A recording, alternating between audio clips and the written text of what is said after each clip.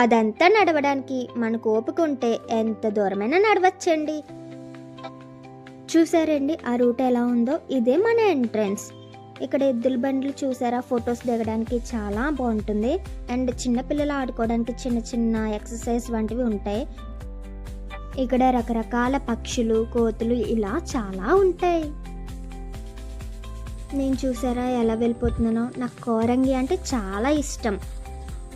This is glass bridge, నా favourite place మాట ఇది. ఫొటోస్కి వీడియోస్కి చాలా బాగుంటుంది, ట్రై చేయండి మీరు కూడా. ఇక్కడ బ్రిడ్జెస్ ఎలా ఉంటాయంటే ఎటు వెళ్ళి ఎటు వస్తున్నామో కూడా తెలియవు, అంత పెద్ద ఫారెస్ట్ అండి ఇది. ఇంక ఈ స్పాట్ గురించి చెప్పాలంటే పిచ్చెక్కిస్తుందండి. ఈ స్పాట్ చాలా బ్యూటిఫుల్ ప్లేస్ అండి.